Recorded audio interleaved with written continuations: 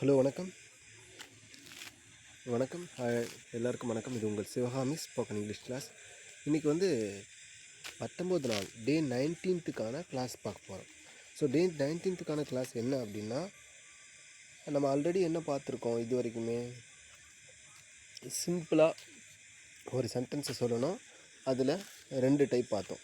ப்ரெசென்ட்டில் இப்போ நடக்கிறத பற்றியும், பாஸ்ட்டில் கடந்த காலத்தில் நடந்த ஒரு செயலை பற்றியும் 2 வார்த்தைகள் எப்படி சொல்லலாம் அப்படின்னு சொல்லிட்டு 2 டென்ஸ் பார்த்தோம். அடுத்தது இப்போ ஒரு செயல் கொஞ்சம் காலத்துக்கு நடந்துகிட்ருக்கு, அதே மாதிரி கடந்த காலத்தில் ஒரு செயல் கொஞ்சம் நேரத்துக்கு நடந்துக்கிட்டுருக்கு. இதை கண்டினியூஸ்ன்னு சொல்லிட்டு 2 டைப்பில் பார்த்தோம்.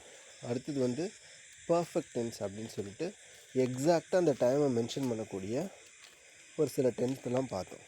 ப்ரெசன்ட் பர்ஃபெக்ட் பார்த்தோம்.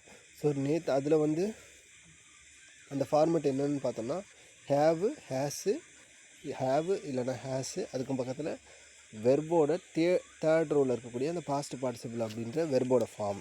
இப்போ உதாரணத்துக்கு பாஸ்ட் பார்ட்டிசிபிள்னால் கோ, வெண்ட், கான் அப்படின்றதில் அந்த கான் அதை வந்து நம்ம பாஸ்ட் பார்ட்டிசிபிள்னு பார்த்தோம். அதை வந்து ஹேவு இல்லைனா ஹேஸ் கூட வச்சு பேசும்போது அது பர்ஃபெக்ட் டென்ஸாக உருவாக்குது, ப்ரெசென்ட் பர்ஃபெக்டாக உருவாக்குது அப்படின்னு பார்த்தோம். ஸோ அந்த வகையில் அந்த டைமை வந்து பர்ஃபெக்டாக சொல்கிற இதில் நம்ம already, just, for the past, அப்புறம் வந்து சின்ஸ், இந்த மாதிரியான வார்த்தைகளும், அது கூட இன்னொன்று கடைசியாக எட் அப்படின்ற வார்த்தை. எட்டுனா இன்னும், நாட் எட்னா இன்னும் இல்லை.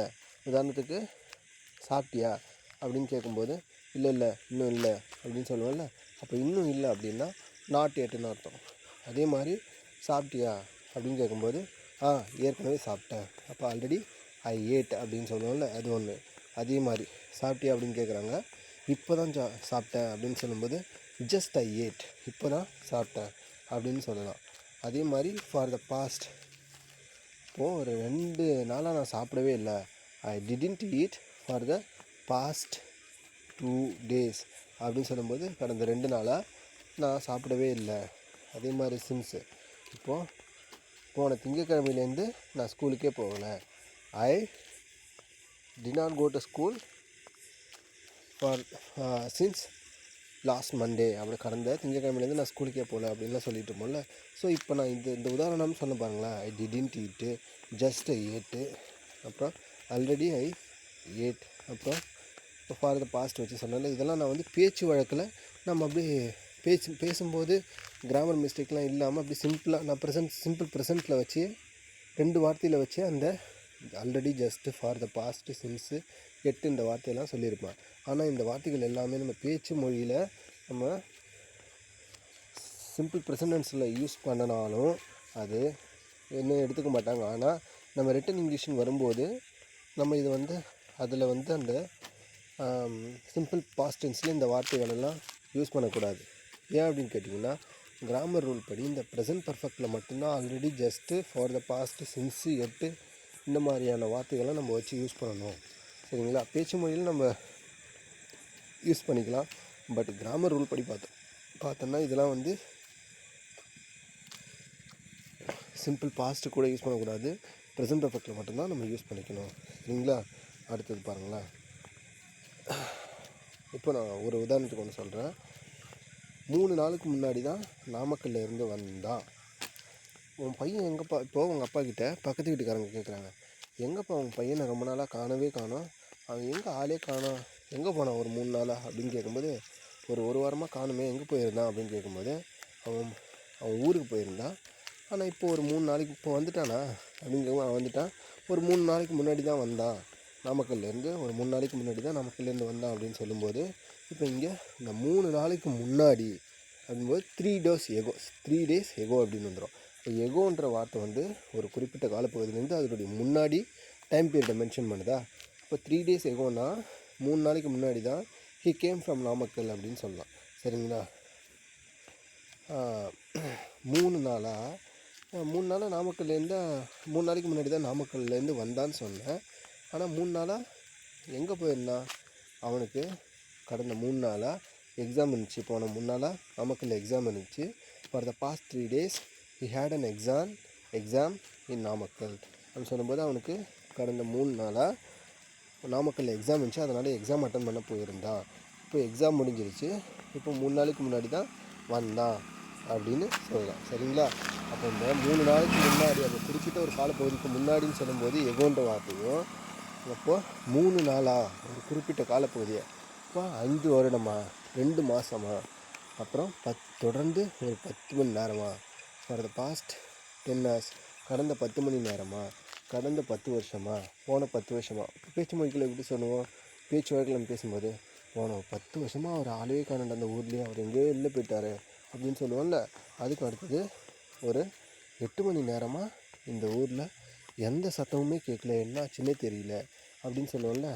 போன 8 மணி நேரமாக எந்த சத்தமுமே கேட்கல, இந்த ஊரில் என்னாச்சுன்னு தெரியல. அப்போ போன 8 மணி நேரமாக, கடந்த 8 மணி நேரமாக, ஒரு இல்லை கடந்த 10 வருஷமா, போன 5 மாதமா அப்படிலாம் சொல்லுவோம்ல. இங்கே தான் ஃபார் த பாஸ்ட் அப்படின்றது யூஸ் ஆகுது. ஃபார் த பாஸ்ட்னால் கடந்த அப்படின்னு அர்த்தம். அதுக்கு பக்கத்தில் நீங்கள் இப்போ 3 daysனால் கடந்த 3 நாட்களாக அப்படின்னு சொல்லுவோம் தமிழில்.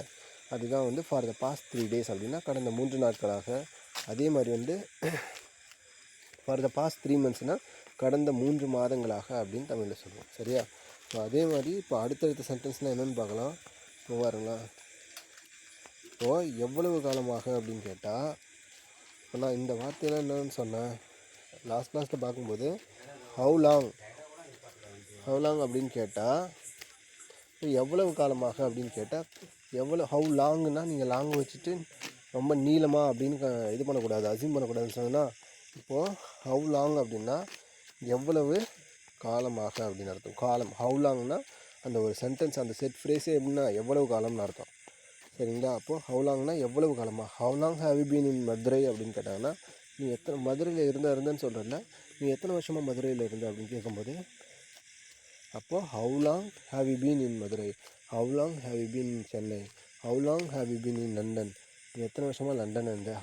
How long have you been in Madurai அப்படின்னு கேட்டிங்கன்னா, எத்தனை வருஷமாக மதுரையில் இருந்த அப்படின்லாம் அர்த்தம். ஸோ அப்போ ஹவு லாங் அப்படின்றது எத்தனை காலமாக, எவ்வளவு காலமாக அப்படின்றத மென்ஷன் பண்ணோம். அதுக்கு நீங்கள் ஆன்சரு ஹவு லாங்னு வந்துட்டாலே அதுக்கு ரிப்ளை சொல்லும்போது ஒரு போன 10 வருஷமா, இல்லை 1990லேருந்து, இல்லை 2010லேருந்து, இல்லை 2023லேருந்து. இப்போ உதாரணத்துக்கு பாருங்களேன், உனக்கு அவங்கள எவ்வளோ நாளமாக தெரியும் அப்படின்ட்டு.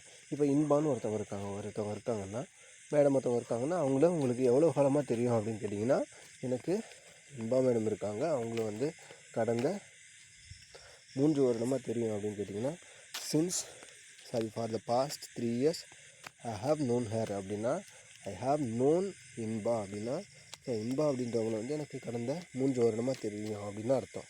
அதே மாதிரி for the past 3 years I have known her, கடந்த 3 வருட காலமாக அவங்களே எனக்கு தெரியும் அப்படின்னு அர்த்தம். அதே மாதிரி சின்ஸ் 2023 ஐ ஹாவ் நோன் ஹேர்னு தான் சொல்லணும். அப்போது 2023லேருந்து அவங்களே எனக்கு தெரியும் அப்படின்னு நம்ம சொல்லிக்கலாம். ஓகே, அதுக்கு அடுத்தது பாருங்கள்.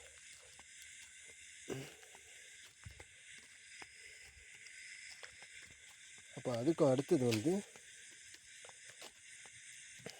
இது முடிஞ்சிருச்சா?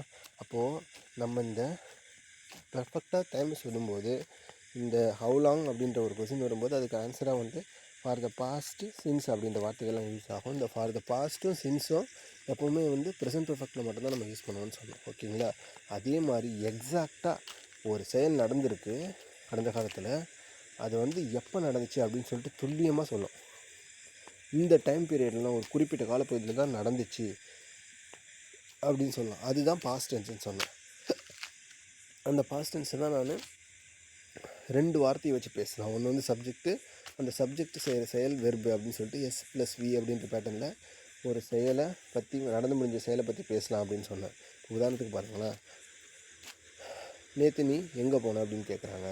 நேற்று நீ எங்கே போனேன்னா, நான் கடைக்கு போனேன், நான் போனேன் அப்படின்றது மட்டும்தான். நான் தான் சப்ஜெக்ட்டு, நான் என்ன செஞ்சேன் அப்படின்றது தான் வெர்பு. அப்போது நான் சப்ஜெக்ட்டு, போனேன் அப்படின்றது வெர்பு. ஐ வெண்ட்னா சப்ஜெக்ட்டு ப்ளஸ் வெர்பு. ஐன்றது சப்ஜெக்ட்டு, வெண்ட்டுன்றது வெர்பு. ஐ வெண்ட் ஷாப் அப்படின்னா நான் கடைக்கு போனேன். அப்போ அடுத்து என்ன கேட்பாங்க, எப்போ போனேன் அப்படின்னு கேட்பாங்கல்ல. அப்போது நீங்கள் கரெக்டாக அந்த டைமை சொல்லுவீங்க பாருங்கள். எப்போ போனேன்னா நேற்று போனேன், முந்தா நாள் போனேன், கடந்த 5ஆம் தேதி போனேன், 2023 போனேன் அப்படின்னு சொல்லும்போது, ஸோ அப்போது அந்த பர்ஃபெக்டாக அந்த டைம் பீரியடை சர்க்கிள் பண்ணி இந்த டைமுக்குள்ளே தான் நடந்திருக்கு அப்படின்னு சொன்னிச்சுன்னா அது வந்து பாஸ்ட் டென்ஸ். சரிங்களா? ஓகே. அதுக்கு அடுத்தது வந்து நான் இதே மாதிரி ப்ரெசன்ட் பர்ஃபெக்ட்டுக்கு ஒன்று சொல்லியிருப்பேன். கடந்த காலத்தில் ஒரு ஆரம்பிக்கப்பட்ட ஒரு செயல் வந்து இப்போ வரைக்கும் டச்லேயே இருந்துக்கிட்டு இருக்குது, ப்ரெசென்ட் வரைக்கும் தொட்டுக்கிட்டே இருக்குது, ப்ரெசென்ட்டை வந்து தொட்டுக்கிட்டே இருக்குது அப்படின்னு கேட்டிங்கன்னா அது வந்து ப்ரெசென்ட் பர்ஃபெக்ட்னு சொல்லியிருப்பேன். அதுக்கு தான் ஹேவு இல்லைன்னா ஹேஸு, அதுக்கும் பக்கத்தில் ஒரு பாஸ்ட் பார்ட்டிசிபிள் யூஸ் ஆகும் அப்படின்னு சொல்லியிருப்பேன். சரிங்களா? இதுதான் இங்கே ஒரு முக்கியமான ஃபார்மெட்டு. அடுத்தது பார்க்கலாம் என்னென்னு.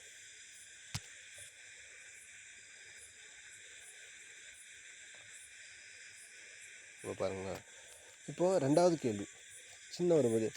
இப்போ டக்குன்னு உங்கள் ஃப்ரெண்டு ஒடியாரான், நீங்கள் ஸ்கூலுக்கு போயிட்டீங்க. ஸ்கூலுக்கு போயிட்டு ஸ்கூல்லாம் முடிஞ்சிருச்சு, வீட்டுக்கு கிளம்ப போகிற டைமு. வீட்டுக்கு போகிற பெல் அடிச்சிட்டாங்க. உடனே வந்து என்ன சொல்கிறான், ஐயோ நான் என் சாவி தொலைச்சிட்டேன் அப்படி, என் சாவி தொலைஞ்சிருச்சு, என் சாவியை தொலைச்சிட்டேன், ஐ லாஸ்ட் மை கீ அப்படின்னு சொல்கிறான். ஐ லாஸ்ட் மை கீ, என்னோடய சாவி தொலைச்சிட்டேன்னா எப்படா தொலைச்சேன் அப்படின்னு கேட்போம்ல நம்ம. ஐ லாஸ்ட் மை கீ அப்படின்னா என்னோடய சாவியை தொலைச்சிட்டேன் அப்படின்னு கேட்கும்போது அதுக்கு அடுத்தது இது எப்படா தொலைச்சேன், என்னாச்சு, எப்படா தொலைச்சேன் அப்படின்னு கேட்போம்ல. அப்போ எப்போ அப்படின்ட்டு அங்கே டைம் மென்ஷன் பண்ணுறது வந்து எக்ஸாக்டாக அந்த டைமை நம்ம சொன்னால் அது வந்து சிம்பிள் பாஸ்ட்டில் சொல்லலாம். நான் என்னோடய சாவியை தொலைச்சிட்டேன், நான் தொலைச்சிட்டேன் என்னோடய சாவியை அப்படின்னு கேட்கும்போது அப்போ எக்ஸாக்டாக டைமை சொல்லும்போது சிம்பிள் பாஸ்ட்டில் சொல்லலாம். அதே மாதிரி இன்னொரு சென்டென்ஸ் பாருங்கள், நான் சாவியை தொலைத்து விட்டேன் அப்படின்னு சொன்னால் இன்னொரு சென்டென்ஸும் வரும். நான் சாவியை தொலைச்சிட்டேன், ஐ ஹாவ் லாஸ்ட் மை கீனா என்னோடய சாவியை தொலைச்சிருக்கேன் அப்படின்னு அர்த்தம். I have lost my key, இப்போ என்னோடய சாவி என்னோடய கையில் இல்லை. அப்படியே உன் ஃப்ரெண்டு ஒருத்தவங்க சொல்கிறான்னு வச்சிங்களேன், ஆமாம் நானும் தான் ஒரு சாவியை தொலைச்சேன் போன வருஷம் அப்படின்னு சொல்லலாம். ஆனால் இப்போ கரண்ட்டில் இப்போ என்ன இருக்குது, நான் சாவியை தொலைச்சிட்டேன்னா இப்போ அந்த சாவி உங்கள் கையில் இல்லைன்னு அர்த்தம். சரிங்களா? தொலைத்து இருக்கிறேன், தொலைஞ்சு போன அந்த சாவி எனக்கு கிடைக்கல, ஆனால் தொலைத்து இருக்கிறேன், நான் தேடிக்கிட்டு இருக்கேன் அப்படின்னு அர்த்தம். சரிங்களா? ஓகே. கிடைச்சிதுன்னா ஐ ஃபவுண்டு மை கீ அப்படின்னு வந்துடும். ஓகேங்களா? அப்போ சாவியை தொலைச்சேன் அப்படின்றதுக்கும் தொலைச்சிட்டேன் அப்படின்றதுக்கும் வித்தியாசம் இருக்குது. ஐ ஹாவ் லாஸ்ட் மை கீன்னா சாவியை தொலைத்து விட்டேன், ஐ லாஸ்ட் மை கீன்னா சாவியை தொலைச்சேன், நானும் தான் என்னோடய சாவியை தொலைச்சேன் அப்படின்னு சொல்லும்போது அப்போ அதுக்குள்ளே டைம் பீரியட் எப்போன்னு கேட்பாங்க. ஓகே. அடுத்தது இன்னும் 2 சென்டென்ஸ் டிஃப்ரெண்ட் சொல்கிறேன் பாருங்கள். நான் இன்ஜினியரிங் படிச்சிருக்கேன், நீ என்னப்பா படிச்சிருக்க அப்படின்னு கேட்கும்போது நான் இன்ஜினியரிங் படிச்சிருக்கேன் அப்படின்னு சொல்லும்போது இன்னொருத்தவங்க சொல்கிறாங்க, நானும் இன்ஜினியரிங் படித்தேன் அப்படின்னு சொல்கிறாங்க. ஐ ஸ்டடீட் இன்ஜினியரிங் அப்படின்னா நான் இன்ஜினியரிங் படித்தேன். ஐ ஹாவ் ஸ்டடீட்னா நான் இன்ஜினியரிங் படித்து இருக்கேன் அப்படின்னா பாருங்கள், ஐ ஸ்டடீடு இன்ஜினியரிங்னா நான் படித்தேன். அது எப்போயோ ஒரு காலத்தில் நடந்துச்சு. புரியுதுங்களா? ஒரு ஸ்பெசிஃபிக்காக ஒரு டைமில் நீ எப்போப்போ இன்ஜினியரிங் படித்த அப்படின்னு கேட்குறாங்க. நான் வந்து 2013 இன்ஜினியரிங் முடித்தேன். ஐ ஸ்டடீடு இன்ஜினியரிங்னா நான் இன்ஜினியரிங் படித்தேன்னு சொல்கிறோம். ஐ ஸ்டடீடு இன்ஜினியரிங் அப்படின்னா நீ எப்போ இன்ஜினியரிங் படித்த, நானும் இன்ஜினியரிங் படித்தேன், நீ எப்போ படித்த அப்படின்னு கேட்கும்போது ஆமாம் நான் 2015 இன்ஜினியரிங் படித்தேன் அப்படின்னு சொல்லலாம். இன்னொரு சென்டென்ஸாக வருது பாருங்கள், நான் இன்ஜினியரிங் படிச்சிருக்கேன், நீ என்ன படித்து இருக்கிற இப்போ படித்தது இன்னும் அந்த ப்ரெசன்ட் கூடவே இருக்குது பாருங்கள் அந்த சென்டென்ஸ்லேயே. நீ என்ன படிச்சிருக்கேன்னா நான் இன்ஜினியரிங் படிச்சிருக்கேன். புரியுதுங்களா? I have studied engineering, I have completed BE இப்படி தான் சொல்லலாம். ஐ ஹாவ் கம்ப்ளீட்டட் தான் சொல்லலாம், ஐ கம்ப்ளீட்டட்னு சொல்லவே கூடாது. படித்து இருக்கிறேன், படித்ததெல்லாம் இப்போ ப்ரெசென்ட் வரைக்கும் ஞாபகத்துலேயே இருக்குது. இன்ஜினியரிங் படிச்சிருக்கேன்னா அப்போது அந்த இன்ஜினியர் அப்படின்ற குவாலிஃபிகேஷனாக உங்களுக்குள்ளே இது வரைக்கும் படித்ததெல்லாம் உங்களுக்கு கூடவே ஒட்டிக்கிட்டே இப்போ ப்ரெசென்ட் வரைக்கும் இருக்குன்னு அர்த்தம். ஆமாம், சில பேர் சொல்லுவாங்கள்ல, ஆமாம் நானும் தான் இந்த டைப்ரைட்டிங் கற்றுக்கிட்டேன் அப்படின்னா, நானும் தான் இந்த டைப்ரைட்டிங் கற்றுக்கிட்டேன் 10 வருஷத்துக்கு முன்னாடி. அப்போது அந்த 10 வருஷத்துக்கு முன்னாடி படித்தது இப்போ ஞாபகத்தில் இருக்காது பாருங்கள். ஆனால் இன்னொன்றில் நான் டைப்ரைட்டிங் படிச்சிருக்கேன் அப்படின்னு சொன்னால் உட்காந்து டைப் படினா டக்கு டக்குன்னு உட்காந்து அடிச்சிடுவோம். நானும் கம்ப்யூட்டர் கோர்ஸ் படிச்சிருக்கேன் அப்படின்னு சொன்னால் அப்போ கம்ப்யூட்டரில் ஒரு சில இது டைப் பண்ணு, ஒரு சில இந்த இதெல்லாம் சொல்லிக் கொடு அப்படின்னு சொன்னால் நம்ம உட்காந்து செய்வோம். ஆனால் நான் கம்ப்யூட்டர் படித்தேன் அப்படின்னு சொல்லும்போது, ஆனால் நான் படித்தது வந்து எப்போயோ படித்தேன், இப்போ எனக்கு வந்து ஞாபகத்தில் இருக்கலாம், இல்லை இல்லாமல் போகலாம். மேக்ஸிமம் அது ஞாபகத்தில் இருக்காத மாதிரி தான் இருக்கும். ஓகேங்களா? ஓகே. அப்போ இது புரியுதா? அப்போ ஐ ஸ்டடீடு இன்ஜினியரிங் அப்படின்றதுக்கும் ஐ ஹாவ் ஸ்டடீடு இன்ஜினியரிங்கிறதுக்கும் வித்தியாசம் உங்களுக்கு புரியணும். ஐ ஸ்டடீடு இன்ஜினியரிங்னா நான் இன்ஜினியரிங் படித்தேன்.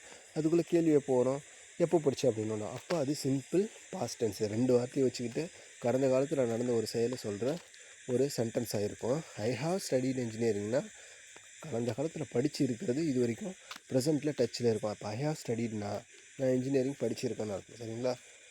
அதுக்கு அடுத்தது பாருங்கள், இன்னொரு சென்டென்ஸ் சொல்கிறேன். நீ எப்போயாச்சும் லண்டன் போயிருக்கியா அப்படின்னு கேட்குறாங்க.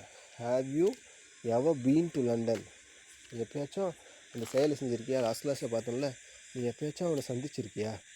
உனக்கு தோனி பிடிக்கும்னு சொல்கிறியே, தோனியை என்னைக்காச்சும் நீ பார்த்துருக்கியா? எப்போயாச்சும் நீ பார்த்துருக்கியா? ஹாவ் யூ எவர் மெட் தோனி? ஹாவ் யூ எவர் மெட் தோனி அப்படின்னு கேட்கும்போது எவர், அந்த எவர் தான் எப்போயாவது, எப்பொழுதாவது அப்படின்னு அர்த்தம். எப்போயாச்சும் லண்டன் போயிருக்கியா? Have you ever been to London? போய் இருக்கியா அப்படின்னு அர்த்தம். இந்த இடத்துல இருக்கியா அப்படின்னு வரும்போது கோன்னா போன்னு அர்த்தம், பீனா இருன்னு அர்த்தம். பீன்னு மாறுது, கோ வந்துட்டு கானுன்னு மாறுது. சரிங்களா? இந்த இடத்துல வித்தியாசம் நீங்கள் புரிஞ்சுக்கணும். அப்போ பீன்னு வந்துச்சுன்னா போய் இருக்கியா, நீ எப்போயாச்சும் லண்டன் போயிருக்கியா? Have you ever been to London அப்படின்னா போயிருக்கேன். இன்னும் போகலைன்னா நாட் எட்டு. சரிங்களா? நாட் எட்டுன்னா அன்டில் நவ், இது வரைக்குமே. சரிங்களா? ஓகே. அதுக்கு அடுத்தது, அப்போ இதெல்லாம் நீ எப்போயாச்சும் லண்டன் போயிருக்கியா அப்படின்றது வந்து அந்த ப்ரெசன்ட் பெர்ஃபெக்டில் நமக்கு வரும். ஓகே. அடுத்தது அதே மாதிரி பாருங்க, நீ லண்டன் போனியா அப்படின்னு கேட்குறாங்க. நீ லண்டன் போயிருக்கியா அப்படின்னு கேட்டால் ஆமாம் போயிருக்கேன். நீ லண்டன் போனியான்னா ஆமாம் நான் லண்டன் போனேன். எப்போ போனேன் அப்படின்னு கேட்கும்போது அதுக்குள்ளே எப்போ போகணுன்றது அந்த டைம் பீரியடை சொல்லணும். அப்போ பாருங்களேன், இங்கே என்ன எழுதியிருக்கேன், நீ லண்டன் போனியான்னு எழுதியிருக்கேன். Did you go to London அப்படின்னு உங்களை கேட்குறாங்கன்னா ஆமாம் நான் லண்டன் போனேன். எப்போ போனேன்னு கேட்பாங்க அடுத்தது. சரிங்களா? அதுக்குள்ளே பதில் நான் போன வாரம் போனேன், நான் போன வாரம் லண்டன் போனேன், இல்லை போன மாதம் போனேன், இல்லை போன வருஷம் போனேன்னு அந்த பர்ஃபெக்டான அந்த டைமை, அந்த எக்ஸாக்டாக அந்த டைம் பீரியடை சொல்லணும் எப்போ நடந்துச்சுன்னு. புரியுதுங்களா? ஆனால் எப்போயாச்சும் லண்டன் போயிருக்கியா அப்படின்னு, எப்பொழுதாவது லண்டன் போயிருக்கியா அப்படின்னா இதுவும் டைமை சொல்லும். ஆனால் பாஸ்ட்டில் ஆரம்பித்து ப்ரெசென்ட்டில் இப்போ டச்சில் இருக்கிற மாதிரியே இருக்கும். சரிங்களா? ஓகே. போயிருக்கனே. நான் இன்னொன்று பாருங்களேன், இந்த சென்டென்ஸில் என்னென்னா, நீ எப்போயாச்சும் லண்டன் போயிருக்கியா அப்படின்னு கேட்டிருக்காங்க. போயிருக்கனே. எப்பொழுதாவது நீ லண்டன் போயிருக்கிறாயா அப்படின்னு கேட்கும்போது போயிருக்கனே. எனக்கு நான் லண்டன் போயிருக்கேன், நிறைய பார்த்துருக்கேன், எனக்கு அதை பற்றி தெரியும், அங்கே என்னென்ன யூனிவர்சிட்டிஸ் இருக்குதுன்னு தெரியும். ஸோ அங்கே என்னென்ன மாதிரி பார்க்கக்கூடிய இடம், டூரிஸ்ட் பிளேஸ்லாம் இருக்குதுன்னு தெரியும் அப்படின்லாம் சொல்லலாம். ஆனால் நீ எப்போயாச்சும் லண்டன் போனியா, நீ லண்டன் போனியா அப்படின்னு கேட்கும்போது ஆமாம் போனேன், ஒரு 10 வருஷத்துக்கு முன்னாடி போனேன், இல்லை லாஸ்ட் வாரம் போனேன், போன வாரம் தான் போயிட்டு வந்தேன் அப்படின்னு சொல்லலாம். அப்போ தொடர்ந்து அதுக்கு அடுத்த மாதிரி கேள்விகள் உருவாகும். அப்போ லண்டன் போயிருக்கேன் அப்படின்றதுக்கும் லண்டன் போனியா அப்படின்றதுக்கும் வித்தியாசம் இருக்குது. சரிங்களா? ஓகே. அதுக்கு அடுத்தது என்னது,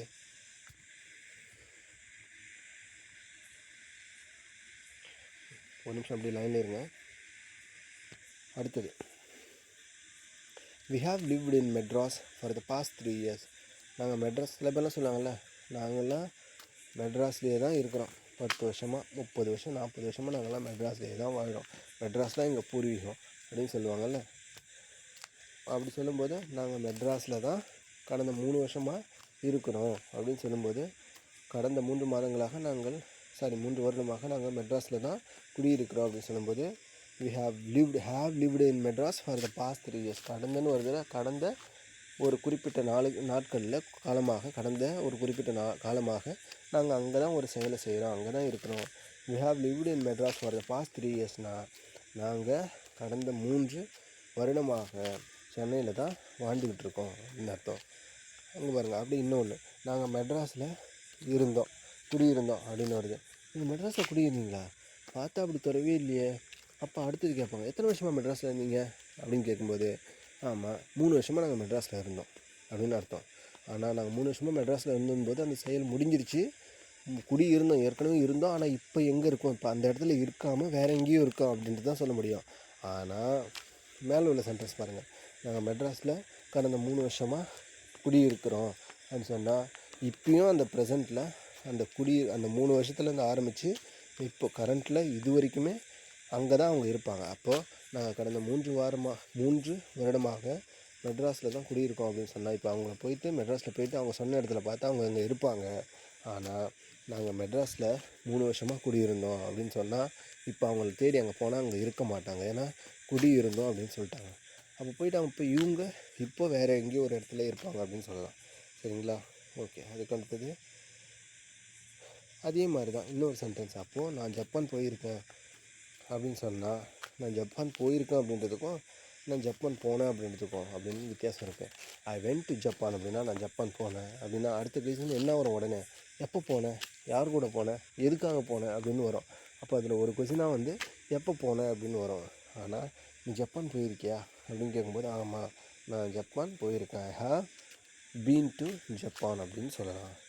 அப்புறம் நான் ஜப்பான் போன வாரம் தான் நான் ஜப்பான் போனேன்னு last week I went to Japan அப்படின்னு சொல்லலாம். அப்புறம் நான் போன மாதம் மெட்ராஸ் போனேன், I went to Madras last week.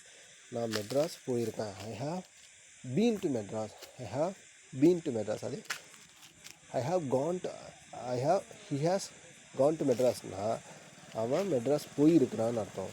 இப்போ போனால் அவன் அந்த மெட்ராஸில் அவன் சொல்ல இடத்துல அவனை போய் பார்க்கலாம் அப்படின்னு அர்த்தம். சரிங்களா? ஓகே, அதுக்கு அடுத்தது என்ன,